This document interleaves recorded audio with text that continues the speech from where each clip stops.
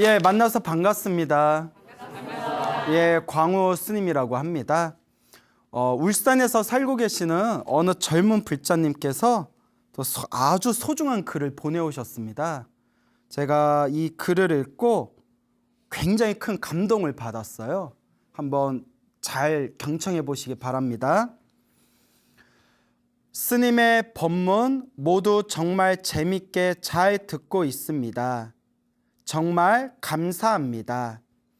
작년 한 해에는 기도를 시작하고 정말 많은 일들을 겪었어요. 저의 업보이자 마장이겠지요. 저희 오빠가 차 사고도 크게 나고 아빠께서는 신장 이식, 당뇨 합병증으로 크게 건강이 나쁘셨고 저는 사기도 당하고 정말 많은 일들을 겪었지만 기도에 의지하고 불법에 의지하면서 그 모든 일들을 이겨내고 있습니다.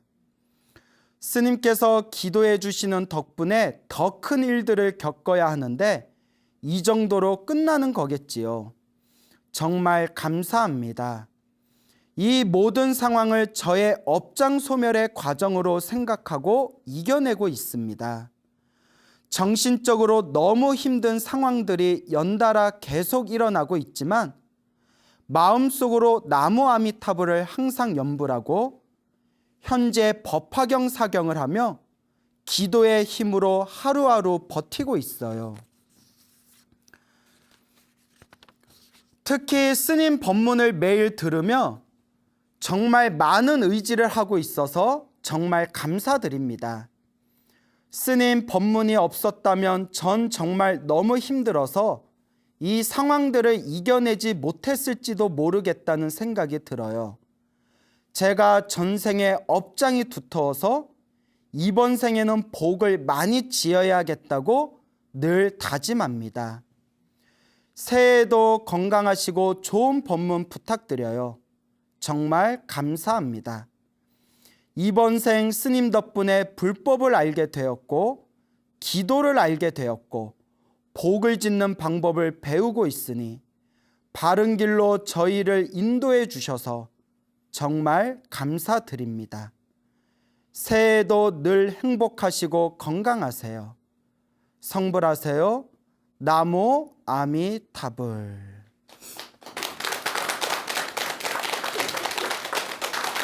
자, 어떻게 편지의 내용 잘 경청해 보셨죠? 네. 그 짧은 편지였지만 제가 감동받았던 게 뭐였냐면 이 젊은 불자님이 이제 기도를 시작했잖아요. 네. 열심히 기도를 시작하고 또 소나무 법문도 들으시고 또 법화경 사경도 하시고 근데 작년 한 해 오빠가 큰 차 사고 나고 그 아버지가 뭐 신장 이식 받으시고 당뇨 합병증까지 있으셔서 크게 건강이 나빠지셨고 그 자기는 사기까지 당하고 이런 상황이면 웬만한 사람들은 절에 안 다닐지도 몰라요. 그렇죠. 저 그런 분들 많이 봤거든요.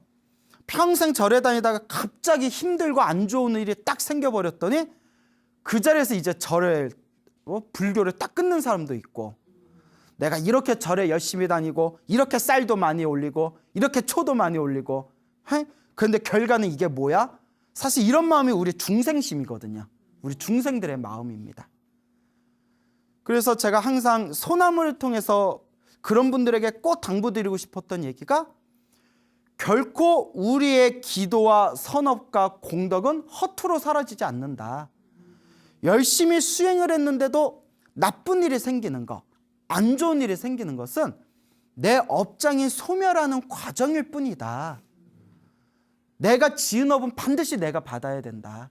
좋은 업이든 나쁜 업이든 다 내가 받고 있는 과정이고 기도를 열심히 했는데도 나쁜 일이 생기면 그거는 업장, 내 업보가 소멸하면서 크게 받을 걸 작게 받는 하나의 과정이라고 생각해라 라고 누누이 말씀을 드렸습니다. 그래서 실제로 불교를 공부하고 절에 다니면서 마음에 어떤 심적인 갈등이 생기신 분들이 이 소나무 법문을 듣고 불심을 되찾았다는 이야기를 굉장히 제가 많이 들었습니다. 너무 고마운 일이죠. 하지만 사람의 심리가 이론적으로는 다 알아도 실제로 자기가 그런 일을 겪게 되면 왠지 마음에서 서운한 마음이 생기고 믿음이 뚝뚝 떨어질 수밖에 없는 게 우리 중생 심이거든요. 중생의 마음. 근데 이 불자님이 하시는 얘기가, 스님, 이것도 다 저의 업보이겠지요. 업장 소멸의 과정이라고 생각합니다 하면서 더 열심히 기도하고 더 열심히 복을 짓겠다라는 그런 마음가짐이 담겨져 있는 글을 보면서 이게 진짜 불자다. 좀 기도하고 좀 절에 좀 다녔다고 안 좋은 일 생겼다고 부처님 영험 있네 없네, 광우 스님이 여태껏 했던 소리 뻘소리 뭐 이러면서 절에 다니네 마네,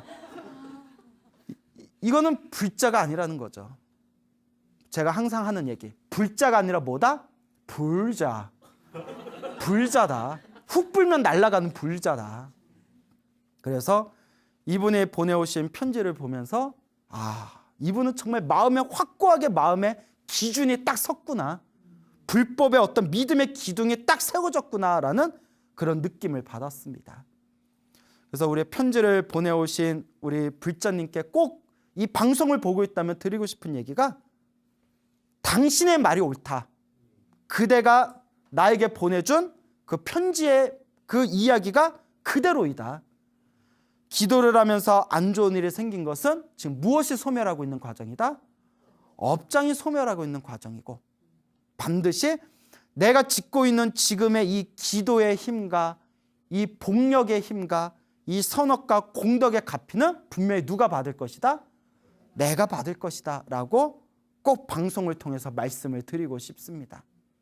그래서 우리 불자 여러분들, 이미 제가 수없이 얘기해서 아마 귀에 딱지가 붙었을지도 몰라요. 항상 드리는 얘기지만 좋은 일도 나쁜 일도 누가 지은 업이다? 내가 지은 업이고, 좋은 일이 생기면 좋은 일이 생긴 대로, 나쁜 일이 생기면 나쁜 일이 생긴 대로 다 누가 받아야 할 업이다? 내가 받아야 할 업이다. 기도를 열심히 하고 수행을 열심히 했는데도 나쁜 일이 생기는 것은 무엇이 소멸하는 과정이다? 내가 지었던 전생의 업장이 소멸하는 과정이고, 크게 받을 것을 어떻게 받고 있는 거다? 작게 받고 있는 하나의 수행의 과정일 뿐이다. 그러니 결코 마음 흔들려 하지 말고 인과 업보를 철저히 믿으셔야 됩니다. 내가 지은 업은 반드시 내가 받습니다. 물에 가스레인지에 물을 끓이면 물은 끓어오를 수밖에 없습니다. 그와 같이 내가 지은 어떤 조건에 의해서 그러한 결과를 만들어냈을 뿐입니다. 좋은 일도 나쁜 일도 결코 허공에서 뚝 떨어진 게 아니라 철저히 내가 뿌린 씨앗을, 내가 열매를 맺었다는 마음으로 나쁜 일이 생기면 나쁜 일이 생길 때마다 오히려 더 열심히 이 두꺼운 업장을 내가 녹이겠노라. 마음을 닦는 마음으로 꾸준히 기도하고 선업을 짓고 공덕을 쌓는 이 불자의 삶을 살아야 된다라는 것을 꼭 명심하시길 바랍니다. 알겠죠? 네. 소나무가 해외에서도 많이들 보신대요. 그런 연락을 많이 받아요. 일본에서도 보시고, 미국에서도 보시고, 캐나다에서도 보시고, 런던에서도 보시고. 더 할까요? 그만할게요. 많이들 보신대요. 예. 자, 그런데 일본에 어느 불자님이 계시는데요. 어느 중년의 여성 불자님이 계시는데 소나무의 완전 광팬입니다. 그 인터넷 동영상으로 항상 보신대요. 그분의 인생의 낙이 소나무 듣는 거랑 법화경 사경하는 게 인생의 낙이시래요. 대단하죠? 그래서 그분이 이제 일본에 계시고, 그분한테 이제 언니 두 분이 계신데, 언니 두 분이 한국에서 살고 계세요. 한국에 살고 계시는데, 그분들이, 이 언니 두 분도 절에 다니긴 다니시는 분이었는데 기도나 이런 건 전혀 모르거나 관심이 없으세요. 그러니까 부처님 오신 날에 등다는 그런 신도들 있잖아요. 절은 오래 다니셨는데 딱히 기도하는 법도 모르고 왜 기도를 꼭 해야 되는지도 잘 모르시는 그런 두 분의 언니 불자님들이 계셨는데, 일본에 계시는 이 동생 되는 보살님이 그 언니들한테 계속 잔소리를 했대요. 소나무 좀 봐라. 광우쌤 법문 좀 들어봐라. 그 법화경 사경 좀 해라. 기도 좀 해라. 그 잔소리를 했대요. 그래서 알겠다 하다가 얼마 전부터 이제 기도를 좀 하셨나 봐요. 법화경 기도를. 근데 그 두 분 언니 분께서 화계사에 찾아오셔서 당신들 가피 받으셨다고, 완전 가피 받으셨다고, 너무 부처님께 감사드린다고, 그런 부처님에 대한 감사의 뜻을 이렇게 비추시더라고요. 그 연세가 가장 지긋하신 보살님이 몇 년 전에 백내장 수술을 받으셨대요. 백내장 수술을 받으셔서 얼마 전부터 자꾸 눈이 침침하시더래요. 눈이 너무 침침해가지고 그냥 노안이겠거니 생각을 하셨대요.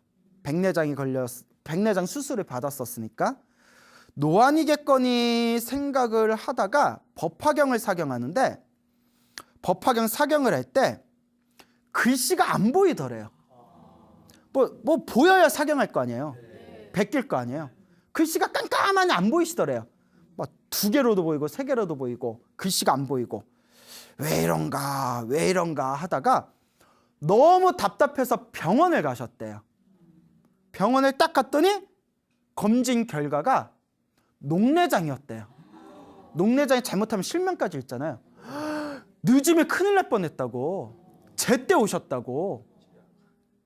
그래서 그 보살님께서 너무 고마우면서, 제가 법화경 사경 안 했더라면 노안인 줄 알고 그냥 있었을 거 아니냐고. 그러다가 정말 녹내장이 심해져가지고 엄청 큰 건강에 손실을 볼 뻔했는데, 법화경 사경하다가 무엇을 발견했다? 녹내장을 발견했다. 너무 감사하다는 거예요. 그리고 또 이제 그 두 번째 되시는 또 보살님은 그분도 법화경을 사경하시는데 하루에 막 시간 날 때마다 몇 시간씩 사경을 하셨대요. 그런 분들이 뭐 하나 꽂히면 또 열심히 하시나 봐요. 그러다가 어느 날 차를 타고 도로를 달리고 있는데, 도로를 달리다가 큰 사고가 날 뻔했대요. 큰 사고가 날 뻔해가지고, 그래서 교통사고가 이제 생겨서 그 전문가를 불러서 차를 이제 그걸 이제 끌고 이제 치워야 되니까 그 차를 폐차를 시켰답니다. 폐차를 시켰는데 전문가가 보더니 으아 이러더래요. 왜 그러니까 지금까지 자기 경험상에 의하면 정말 큰 사고가 났어요, 상황이라고. 그런데 아무도 다친 사람이 없는 건 기적이라고. 정말 이건 기적입니다. 정말 운이 좋으셨습니다. 이러더래요. 그래서 그 보살님이 아무리 생각해도 누구의 갚인 것 같다? 부처님의 갚인 것 같다라고 너무나 감사하다라고 얘기를 하시더라고요. 그래서 제가 앞으로 더 열심히 기도하고 더 열심히 복을 지으면서 그렇게 수행하면서 계속 법화경을 사경하시고, 그리고 눈이 이제 안 좋으셔서 법화경 사경하기 어려우시면 나무 관세음보살, 나무아미타불 관세음보살이라도 계속 연부를 해라. 왜냐면 눈이 시리고 아픈데 계속 사경할 수는 없잖아요. 그래서 연부를 해도 다 효과는 똑같으니까 나무아미타불 관세음보살이라도 열심히 하셔라라고 제가 신신당부에 말씀을 드렸습니다. 문득 이런 생각이 들어요. 그 사람들이 우리 불교 중에 그 기복불교와 연관된 부분, 그 복을 구하는 그런 불교를 기복불교라고 하거든요. 기복불교를 굉장히 싫어하시는 분들이 있어요. 부처님의 진실한 뜻은 복을 구하는 게 아니다. 복을 기원하는 게 아니다. 그런데 자꾸 우리는 신도들한테 기복불교에 대해서 가르치고 있다. 그래서 어떤 분은 기도하는 것도 싫어하는 분이 있어요. 진짜 부처님한테 기도하는 것도 싫어하는 분들이 있어요.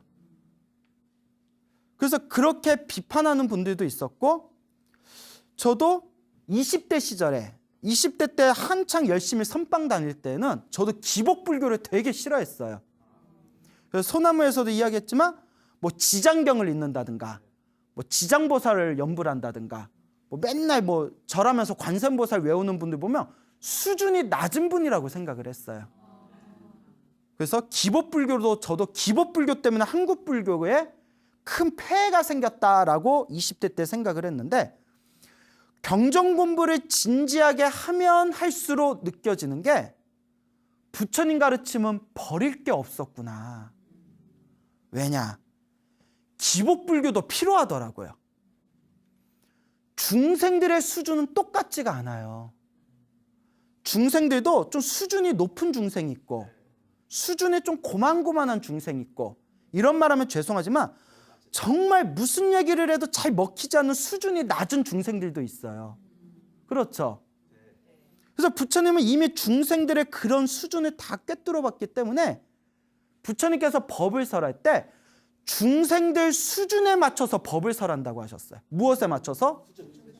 그래서 하근기, 중근기, 상근기의 법문에 맞춰서 중생들의 근기에 맞춰서 법을 설하기 때문에 대기설법이라는 게 나와요. 무슨 설법? 중생들 수준에 맞춰서 법을 설한다.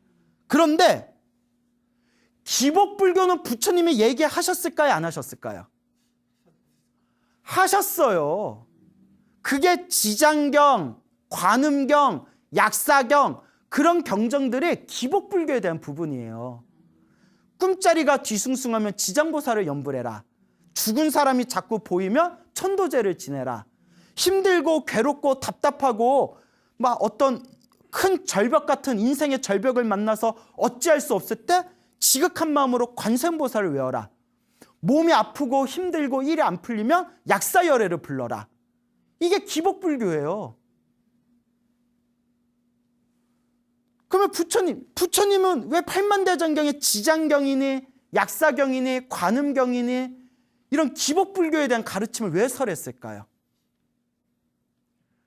중생의 수준이 아직 성숙하지 않은 자들에게 어려운 법문을 해봤자 알아들을지 못하니 이런 방법으로라도 불법과 인연을 맺게 하고자 함이었어요. 무슨 말인지 알겠습니까? 중생이 지혜가 열리지 않는 이유가 전생의 업이 두꺼워서 그렇대요. 그래서 밀교의 가르침, 티베트 불교, 밀교의 가르침에서는 먼저 부처님한테 10만 배의 절을 올리고 만트라, 주문을 10만 번을 독송하고 10만 개의 만다라를 공양하고 등등의 업장을 소멸하는 과정을 통해서 중생의 근기가 무르익으면 점점 높은 수준의 부처님의 가르침으로 한 단계 한 단계 밟아 올라갑니다. 우리가 지장보살을 연불하면서 무엇이 소멸할까요? 업장이 소멸하고, 관세음보살을 연불하면서 업장이 소멸하고, 약사열애를 연불하면서 업장이 소멸하고, 이와 같이 불보살님에게 기도하면서 업장이 소멸하고 공양을 올림으로써 복덕이 쌓이게 되며 복덕이 쌓이고 업장이 소멸하면서 점점 수준 높은 부처님의 지혜의 가르침에 점점 들어갈 수가 있다는 거예요. 그래서 부처님 가르침은 하나도 버릴 게 없어요. 중생들 수준 맞춰서 힘들고 괴로울 때 관세음보살 불러라. 관세음보살이 너를 지켜주실 것이다. 꿈자리가 뒤숭숭하고 막 죽은 사람이 자꾸 보이고 막 힘들고 답답하면 지장보살을 외워라. 지장보살님이 모든 영가들을 천도시켜 줄 것이다. 뭐 몸이 아프고 일이 잘 안 풀리고 살아가는 게 힘들면 약사열애를 불러라. 약사열애의 가피가 너희들을 도와줄 것이다. 라고 중생들 수준에 맞춰서 법을 설하고, 거기서 수준이 조금 더 높은 중생들한테는 눈으로 보이거나 귀로 들리거나 이 모든 것들이 다 꿈과 같고 환상과 같고 물거품과 같다. 집착하지 말아라. 고정된 실체가 없다. 모든 것은 고정된 실체가 없으니 집착 없이 살아라. 라는 금강경이나 반야심경 같은 무집착의 수준 높은 경전을 설하고, 또 금강경이나 반야심경을 소화할 정도의 수준이 되며 부처님의 가르침에 인연을 맺은 모든 중생들은 미래 세상에 부처님이 될 것입니다 라고 얘기한 대승경전의 왕 법화경 사상을 설하고, 또 우리는 미래 세상의 부처님이 될 것이다 라는 가르침을 또 소화한 중생들한테는 어떻게 중생이 부처가 될 것인가, 이 보살행을 통해서 부처가 되는 구체적인 방법과 가르침을 전달한 화엄경의 사상을 설하고 모든 단계가 다 있는 거예요. 그런데 아상, 불교에서는 자기가 잘났다는 걸 아상이라고 하거든요. 아상이 많고 아상이 깊고 아집이 높고 자기가 잘났다고 착각하는 사람들이 꼭 순박하고 순수하게 부처님을 믿고 의지하고 기도하는 사람들을 수준이 낮다고 우습게 봐요. 저는 이렇게 얘기하고 싶어요. 당신이 순수한 불자들을 향해서 니들은 수준이 낮아라고 생각한 것 자체가 니들 마음에는 엄청난 아상이 있는 거라고. 그것 자체가 수행을 잘못하고 있는 거라고. 그런 분들이 너무 많아요. 인터넷 동영상에 들어가면 왜 이렇게 가짜 도인들이 많은지 모르겠어요. 다들 자기들 제일 잘났대. 그리고 이렇게 그냥 너무나 삶이 힘들고 괴로워서 순수하게 부처님만을 바라보면서 기도하는 사람들을 수준 낮은 기복불구라고 손가락질하고 있어요. 니들은 그렇게 잘났냐? 제 마음을 이해하시겠어요? 네. 이 얘기를 왜 하느냐? 그 법화경을 사경하던 그 두 분의 보살님한테 다짜고짜 보살님, 세상은 꿈과 같고 환상과 같고 물거품과 같습니다. 오직 이 마음만이 진실한 진리입니다. 보살님 다 필요 없습니다. 오로지 깨달음만 구하십시오. 라고 하면 그분이 알아듣겠어요? 목미? 뭐 이러죠. 뭔 얘기 하시는 거야? 보살님 오로지 참선만 하세요. 다 필요 없어요. 오로지 명상만 하세요. 부처님한테 기도하고 부처님한테 절하고 부처님한테 공양 올리는 것도 그것도 다 쓸데없는 거예요. 마음에서 구해야 돼요. 마음으로 깨달음을 얻으세요 하면 그분들이 알아듣겠어요? 처음부터 그런 얘기하면? 그래서 아직 불교의 위대한 진리에 아직 잘 모르는 분들한테 보살님 살아가는 게 힘드세요? 일단 관세음보살을 열심히 연불해 보시고, 그리고 부처님한테 가서 쌀도 올리고 초도 올리고 절에 와서 자원봉사도 하면서 자꾸 복도 지으시고, 아이고 꿈자리가 뒤숭숭하세요? 그럼 뭐 금강경을 한번 읽어보세요. 예. 자꾸 꿈에서 죽은 사람이 보여요? 한번 지장보살을 연불해 보세요. 이러한 과정을 통해서 점점 부처님의 가르침과 인연을 맺으면서 수준이 부처님의 진리의 가르침을 이제 받아들일 그릇이 점점 커지면 그때부터 금강경 사상도 가르쳐주고 법화경 사상도 가르쳐주고 열반경 사상도 가르쳐주고 마지막에는 우리 마음이 진짜 부처입니다 라는 가르침으로 다 단계가 있는 거예요. 그런데 중간에 그런 단계는 쏙 빼버리고 그거 다 필요 없습니다. 이것만 닦으면 됩니다. 부처님은 그렇게 가르친 적이 있었다 없었다? 부처님이 그렇게 가르치셨으면 팔만대장경이라는 게 안 생겼어요. 팔만대장경의 경전은 그 상황에 나올 만한 이유가 있었기 때문에 나왔던 거예요.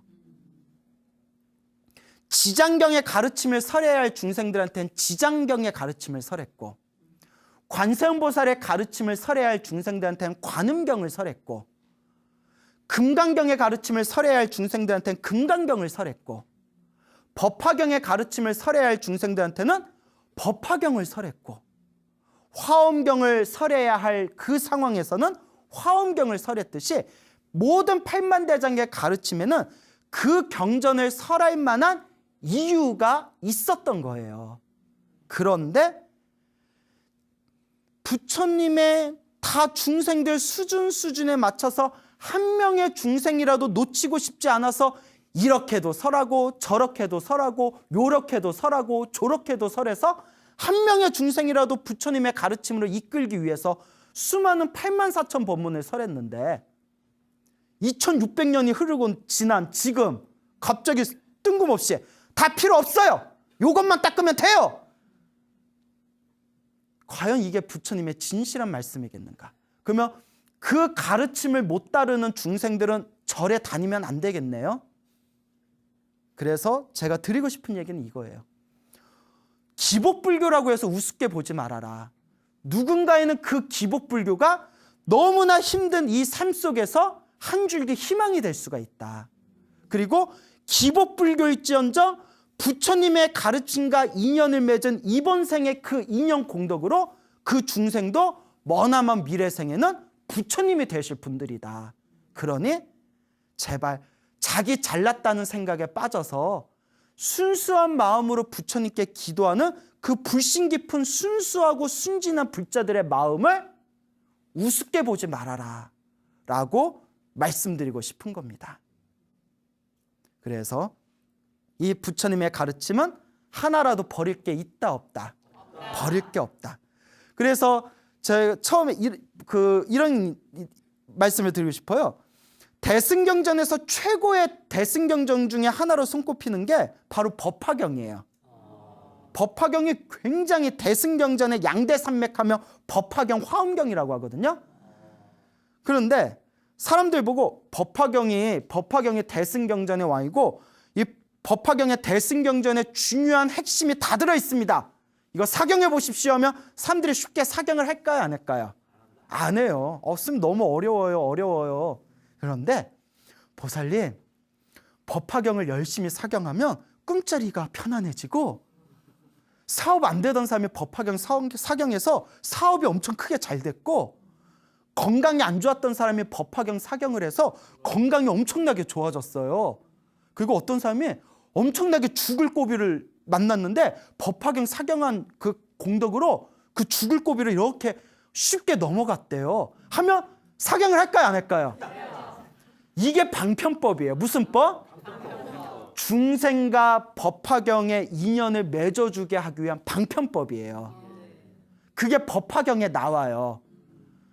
평생 거지로 살던 부자의 아들이 너는 내 아들이었다면 거지로 살았던 그 아들이 놀래고 무서워하고 믿지 않을까 봐 차례차례대로 일을 조금씩 주면서 직급을 올려주는 거예요.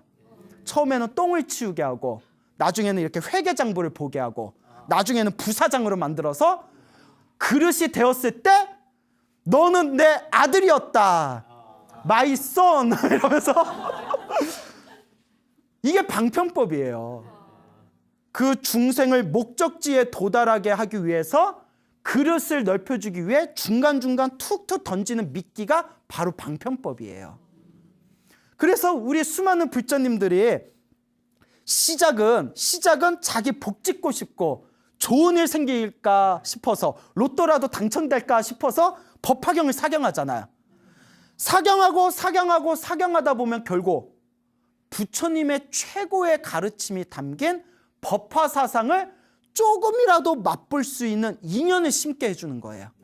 이게 바로 시작은 미약했으나 끝은 창대하리라. 이거 표절인 것 같은데요?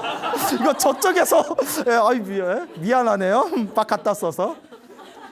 그러니 여러분, 이 불교의 방편법을 우습게 보지 마세요.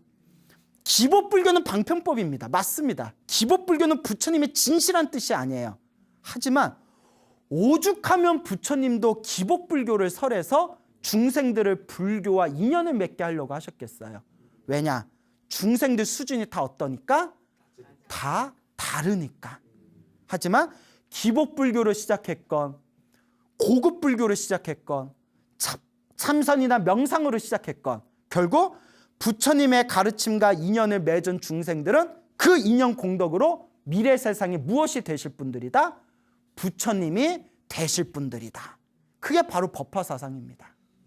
그러니 여러분, 수행을 하다 보면 자기도 모르는 사이에 자꾸 아상이 생겨요.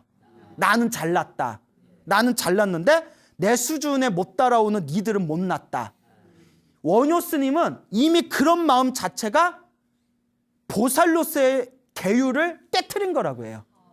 나는 잘났고 너는 못났다는 생각 자체가 보살의 계율을 깨트린 것이다. 원효 스님의 저서에 나옵니다. 그러니 다시 한번 말씀드리고 싶은 얘기가 이 세상에 무시받을 사람이 있다 없다? 없다. 기복불교라고 무시하면 된다 안 된다? 안 된다. 기복불교라는 얕은 가르침에서 시작했지만 그 하나의 씨앗이 언젠가는 세상을 덮을 수 있는 진리의 큰 나무로 자랄 수 있다는 것을 우리가 결코 놓쳐서는 안 됩니다. 그래서 하도 이런 부분에 대해서 이러쿵저러쿵 말들이 많아서 하도 답답해서 제가 오늘 드린 말씀입니다. 이 방송을 혹시 보고 계신 분들이 계시다면 내가 잘났다, 기복불교를 하는 너희들은 못났다라는 그 생각부터 깨트려야 된다는 것을 꼭 염두에 두시기 바랍니다. 부처님 가르침은 하나도 버릴 게 없습니다. 다만 수준 따라 설하셨을 뿐입니다. 내 수준이 높아진 만큼 부처님의 가르침을 닦으면 그만일 뿐입니다. 그러니 허망한 것에 우리가 집착할 필요는 없습니다. 알겠죠? 네.